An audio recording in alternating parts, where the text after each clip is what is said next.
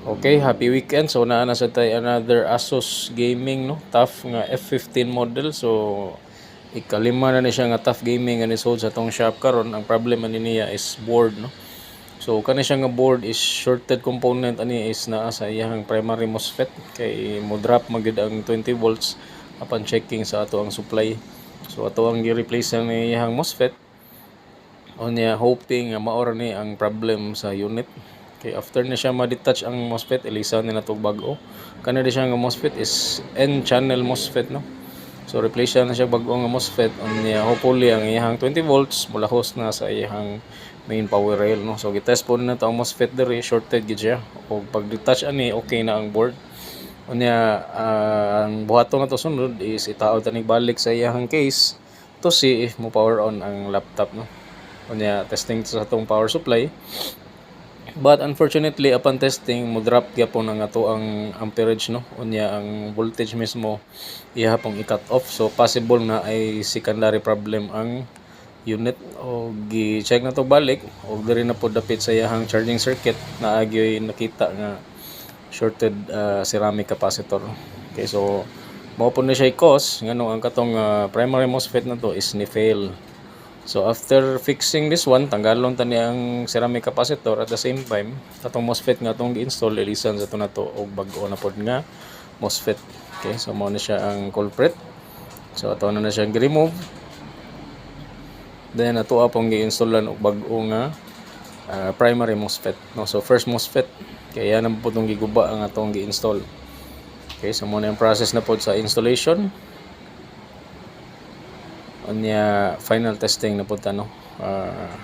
Luckily this time makita na to nga wala na mo drop ang atong power supply. Okay, unya na siya ay pre-charge current no. So 400 milliamps nya indicator na siya nga normal na ang ato ang system. Kaya ang next nga buhaton ni is try na to siya power on. Okay, so again balik na to yung heatsink.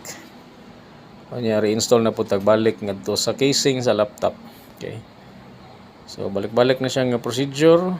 Okay, ang importante nga ma-sure nga wala na gyoy laing problem ang ato ang motherboard. Okay, so na siya after installation.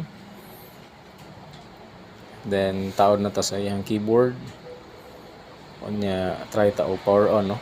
So pag taod sa atong power supply, so mao na ni ang iyang result.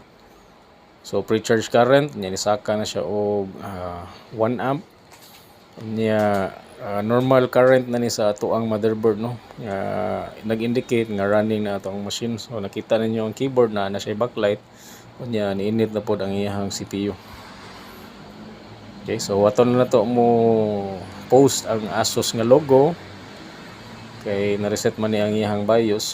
So dara running na gid to ang machine. Unya next course of testing ani is pasudlon na to sa iyang Windows environment.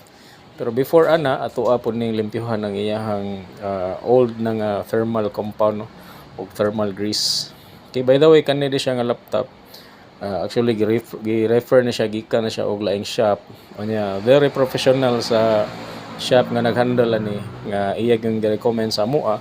Kaya nakita niya nga capable may mo handle og mga motherboard repair no. So natambay niya yung unit ito probably mga almost 2 months. Unya wa gyud nakita nga solution, so gi-refer sa shops nga ri sa moa. Unya mao na siya no. So after 2 days nakita na ginato ang problema sa iyang gaming laptop. O mao na ni no, gitawran na nato bag-o nga thermal grease. So mao na itong gigamit. Unya balik na pud natong taod ang iyang limpyo na nga heatsink ug cooling fans. And then at the same time ato na pod ni install ang iyang battery to see if charging pod ang ato ang motherboard no. Kay naarba sa iyang charging circuit ang ato ang gi-repair. O final screws nya last nga power on.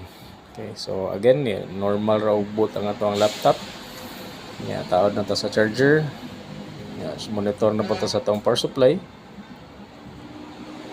Okay, so normal na siya nga current. Nya hulatol na nato nga mo-boot o balik ang ato ang Asus.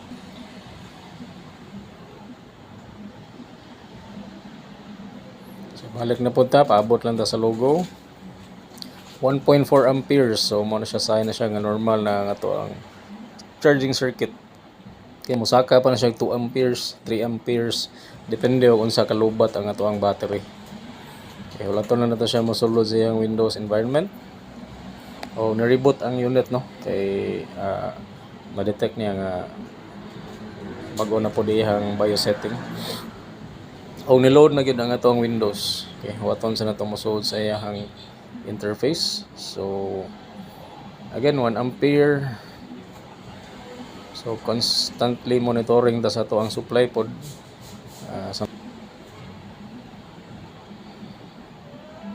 o nakasulod na gyud sa system no. O makita na nato nga na-detect ang iyang battery. Unya itanawon tani sa ato ang power supply normal na pod ang iyang charging current.